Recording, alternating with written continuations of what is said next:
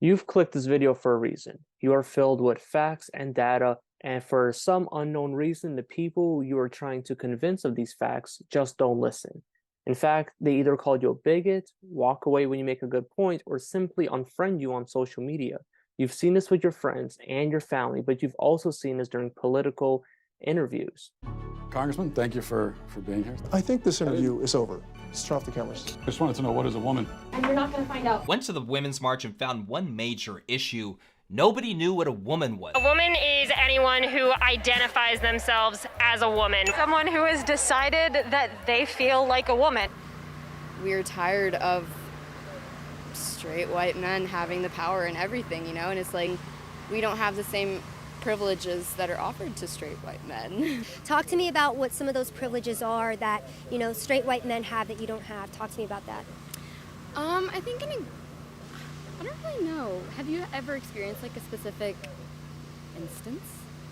I don't know, but I also need to go. I know, I do need to go. I'm sorry. As you could see, they simply walk away and no progress is made. No one's mind is changed, and in fact, they are going to take extreme measures to delude themselves even more, making peace and unity more difficult to sustain and increasing our potential for conflict. Even world-renowned debaters and interviewers such as Jordan Peterson, Ben Shapiro, and Piers Morgan get this wrong all the time.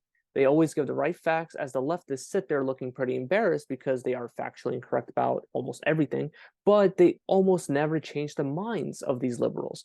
Facts may not care about your feelings, but feelings don't give a shit about the facts. And this is why we are not able to change anybody's mind. We are focused on the facts and not the feelings. No one focuses on the feelings, but I will teach you how. There are many details when it comes to changing someone's mind, but I will summarize this method in just 1 to 2 sentences. You cannot change a radicalized person's mind, such as a terrorist, a communist, a racist, or a violent criminal, until you deal with their protectors and make their protectors feel safe. You also cannot change their minds unless you help them achieve their goal, not yours. So what are the 2 most important things about changing somebody's mind? 1, you must make their protectors feel safe. 2, you must help them accomplish their goal and not yours. Yes, if their goal is the destruction of the Western world, you must help them do that. I will explain that point in more detail later. And you must be asking, but wait, what about protectors? What are they? Well, this answer is what will revolutionize the way we debate for centuries to come. Protectors are our key to world peace. Before I go into describing what protectors are, let's make a list of what not to do when you're trying to change somebody's mind. 1, do not start by giving them facts and data. People with radical belief systems such as leftists and terrorists do not operate on facts. They use facts to justify and support their feelings, but they do not operate by them. A social justice warrior seems to formulate their opinion mainly by their negative feelings of oppression. This is why they sympathize with Palestinians more than Israel, since Israel is funded by the world economic superpower. And this is why they sympathize more with criminals than the victims of the violent crime. They believe those resisting are the ones who are the most oppressed. They also believe rape, murder, and burning babies alive are justified in resisting this oppression. No amount of data will change their internal feelings of being oppressed. The only way out of the feelings of oppression, in my opinion, is to understand them, not judge their feelings, and to help them achieve their goal of destroying Western society. But again, more on that later. Number 2, do not tell them that they are wrong about something, especially facts. This does not mean you don't tell them your facts. You still do that, but do not tell them that their information is wrong. If they say the sky is green, just say, I understand that you think the sky is green. I personally feel like it's blue. I've seen many articles that even explain why the sky is blue. The reason you do this, because in my opinion, radicalized people, especially on the left, feel so much. They are the reason progress is possible in the world. But I feel like their sensitivity and their neurotic personality traits make them even more impacted by the trauma they face in their childhoods. So all they see is oppression. So they have a personal reality that is not aligned with the consensus reality. We cannot say that their personal reality is incorrect because they will get defensive every time and leave. we can agree that this is their reality, but you personally believe in something else. This will create less defensiveness and will actually, do something unexpected and special. It will make them stay and try to change your mind. It will keep the debate going. Number 3, do not get aggressive and do not make them feel stupid. Look, I do this more than I would like to admit. It sometimes feels good to make someone feel bad for saying some stupid shit, but no progress will be made. And even if progress is made, they will probably never talk to you again, and they will tell others to stay away from you. Whatever psychological work you need to do on yourself to not get angry or triggered, do it. It's so powerful when the other person's getting upset, emotional, and angry while you're listening to them and speaking to them in a cool, collected, and calm manner. Well, it's good to sometimes match the tone of the other person to build rapport and connection, but it's debatable. Number 4, do not try to change somebody's mind over text or in the comment sections on social media. We both know it doesn't work. It must be done face-to-face or on a video call. Number 5, do not try to change the mind of someone who has severe mental illness or someone who is highly aggressive or potentially dangerous. Also, do not try to change the mind of somebody who does not want to talk. Focus on the ones who are actually willing to discuss. To summarize what not to do not start by giving them the facts and data. Do not tell them that they are wrong about something, especially facts. Instead, just state your own beliefs. Number 3, do not get aggressive and do not make them feel ashamed or embarrassed. Number 4, do not try to change somebody's mind over text or in the comment section. And number 5, do not try to change someone's mind who is highly aggressive, and do not try to change somebody's mind who just won't talk. Now I will quickly explain protector parts, and then we will get into steps on how to change somebody's mind. You won't be able to change a radicalized person's mind without understanding protector parts. To understand protector parts, think about the movie Split. The villain in the movie has dissociative identity disorder, or more commonly referred as multiple personality disorder. He switches between personality parts that have their own identity. We all have different parts and we all have splits, but the degree to which we have them varies. Using internal family systems terminology, some parts that took control of his body were exiles, or vulnerable parts that had to split and dissociate due to extreme trauma. These protector parts are usually child selves stuck in the past because the trauma was too much to tolerate. And using psychological theory, which again, this is all theoretical, for every vulnerable child that was split from consciousness, there was a protector part that was split off and separate from the consciousness too. So this protector part has one goal: keep the vulnerable part safe. This is all unconscious, and this is what makes this so dangerous. Some of the most vicious criminals have some of the most dangerous protector parts. In my experience, the dominant protector part of the leftist is denial. But you also have to remember many of these sometimes harmful protectors are just trying to find a way to cope with the brutality of life. You have to find the willpower within you to see, no matter how destructive an individual has been, there is a protector that's keeping a vulnerable child safe. The reason I'm explaining this in such detail is because you have to know the goals and desires of not only the person whose mind you're trying to change, you also have to know what the protectors are afraid of. Once the protectors feel like the vulnerable aspects are safe, they no longer have to do their job. The defenses are down, and now you have the opportunity to show the facts and the data. Here are some common protectors: binge eating, dissociation, anxiety, depression, manipulation, lying, narcissism, criminality, and self-harm. And the list goes on and on. Our protectors keep us safe by not allowing us to go into our darkest emotions, emotions we were not able to handle when we were children. So what can we do? Befriend the protectors. Now I think you're ready for the steps on how to change somebody's mind. Step 1, find a radicalized person to have at least a 30-minute conversation with. This is the hardest part when it comes to talking to a leftist. As mentioned, I believe the strongest protector leftists have collectively is denial. Once that doesn't work, they just walk away. They never want to talk to anyone who disagrees with a single thing they believe. But there are some who are willing to talk. Find that person.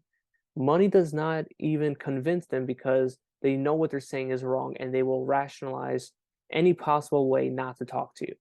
But you must find someone willing. I went to public areas in New York City with a sign that said, "We'll pay $50 to speak to a pro-Palestine supporter." So get creative and you'll find your first victim. I mean subject. That doesn't sound much better. Step 2, find a common goal. The importance of this cannot be overemphasized. This is what will keep the discussion going even before it starts. You must do this at the beginning of the conversation. For example, I would say, before we start, I believe we must establish a common goal we have. I believe we must find a way to stop Palestinian children from being bombed in Gaza. Will you agree with this common goal? Now you have them invested because this is what they want. No matter how extreme the other side is, you could both find a common goal. The fate of our humanity depends on it. Step 3, you must be able to paraphrase and summarize their argument completely and to their satisfaction. This is not the time to pull out your data and statistics. No matter how absurd their perspective is, you must repeat whatever they said back to them. If you are judgmental, they will end the conversation and you will not achieve your goal. Ask them about their perspective, listen for a few minutes, and summarize what they said. Then ask if you missed something, and they may add a few details. Then summarize again, and then ask if you missed something. Keep doing this until the other person feels like you understand them. Just make sure to keep them on topic and make sure they don't keep repeating the same thing over and over again. This is called looping, and it's what people who've experienced severe trauma tend to do. So again, they must feel like you understand their perspective on the issue being discussed. Step 4 is to present your version of the facts while keeping the other person's protectors feeling safe. Having a common goal, which you've done in the beginning, should keep the other person talking for a relatively long time. But if their protectors get defensive, the person will just leave. So how do you present the facts without getting the other person defensive? As mentioned earlier, never tell the other person that they are wrong. Just say you have different data. Let them believe what they want to believe and simply say, "Hey, my facts may be wrong, but I still believe them." And many people believe them too. This has a small chance of getting the other person a little frustrated, but the left make their arguments this way all the time. They operate on their own personal truth based on facts they feel are true. You could play the same game. Another way of not triggering their protector parts is to show both sides of the argument, and you have to not shame them for being wrong. Let's use another Israel-Palestine example. You could agree that people of Palestine are resisting because they feel oppressed and they have no other choice. Innocent lives are dying and no governing body has been able to find a solution. But you could also say that you personally don't feel like this tactic has worked for the past 100 years. In fact, it may be making things worse. You could say that maybe parading Israeli women naked in Gaza after she has been raped is a form of resistance that is effective in creating peace, but it hasn't worked yet. You could say that you believe this form of resistance always leads to more innocent Palestinian deaths, but maybe there is a solution we have not thought of. Personal examples work well too. Here's an example of a conversation I had with a man who I think was Palestinian, and he said he was French. So listen to how I show that you could support your country, but still acknowledge where they may have done some bad things. Can I be honest about myself for a second? I'm Ukrainian, right? Yeah. So obviously, everything that's happening there, I feel like it's terrible because those are my people. I have family there and everything. But I also could acknowledge that Ukraine has done very bad things, especially the Jews. They actually sided with Hitler, and they actually kill Jews in ways that it's too terrible to even describe. So I could see both sides. I could be pro them, but I could also see the bad parts about them. So when I asked you the earlier question about expansionism, look, there are a lot of countries that expanded. And just because you identify as like a Muslim, it doesn't mean that you can't say maybe expanding like the way that it happened, it wasn't the best thing. And so could we agree that like expansionism, colonialism is bad and when anybody does it, even if the Arab states did it to expand their religion? I mean, yeah, we can agree. After I said this, and because I showed a personal example of putting my ego aside, he was able to see that neither side is fully good or bad. And there's a gray area reserved for negotiation. Step 5, end the conversation on a good note. You want to end a conversation peacefully because if you follow the steps, you may have changed the other person's mind on one or two things. That's all that's needed. You don't need to change their mind on everything or even a major thing. All you have to do is get them to question themselves a little bit, to doubt themselves, to make them think that if they were wrong about one thing, maybe they are wrong about something else. Most importantly, you want to leave them comfortable enough to speak to you again in the future, to allow them to take the initiative to ask you questions. And at the end, you could even ask them, what made you change your mind about this? You could also ask, are there other things you may be wrong about? If you reach this part of a discussion with somebody, just know that you are on the path towards changing the world and creating a brighter future for us all. Now that you understand protector parts, what not to do, and what steps to take to change someone's mind, you are ready for the next segment, and that is to understand why it's so important to help somebody achieve their goal, even if it's destructive. If the leftist you are debating wants communism, do not tell them all the reasons communism is bad. Help them establish communism. If they want to take away everyone's guns, help them. If they want to open a border so illegal immigrants could come in illegally, assist them in this goal. But the way you will assist them is by asking, how can we make this happen? For example, the left wants socialism. They want the government to have control over all businesses so no one can have their own business or their own property. They also want fair wages, which basically means you cannot be a millionaire. You can role play this the way military specialists have war games. Okay, no one could be a millionaire. So why would anybody stay in America when they could just leave? Why would the 1% not leave and take 40% of all the taxes? And how will you fund socialism without the money that they made through capitalism? They may realize that communism doesn't work if you keep asking them, how can we make this happen? Because then all productivity gets destroyed. Capital moves out of the country and people are left starving with no guns to fight back against the government. Help them achieve their goals. You may have reached a point where nothing works to change someone's mind. You must find the resistance to accepting reality. For many people, accepting reality is too emotionally painful to look at. For a feminist who cannot see that men and women may possibly be different, why would it be so painful to accept this reality? Why would seeing reality be so emotionally damaging? What are they protecting? What child self are they trying to protect? The answer is almost always they are trying to avoid feeling powerless. So we have to show them the amazing power they do have. Let's look at some examples. Why would feminists be opposed to admitting that men have more strength due to skeletal and hormonal differences? Maybe because they associate strength with power and do not want to feel powerless. So by denying reality, they avoid feeling powerless. So show them the power of being a woman. Show them that there are tons of female CEOs who are feminine, but are still powerful and successful. And what about resistance to the fact that Arab nations don't want to accept Palestinian refugees because these refugees have orchestrated terrorism and revolutions in Arab nations such as Kuwait, Jordan, and Lebanon? Maybe leftists feel powerless to create a solution for Palestine and actually believe the only solution is resistance. It's like a final solution. If we could show that resistance does not work, has not worked, and will never work, maybe we could open them up to seeing that Israel already had a ceasefire in 2021, and all Gaza had to do was not launch 15,000 rockets into Israel. Maybe we could open them up to seeing that Israel has not occupied Gaza since 2005, and that they pulled away all their troops and their citizens.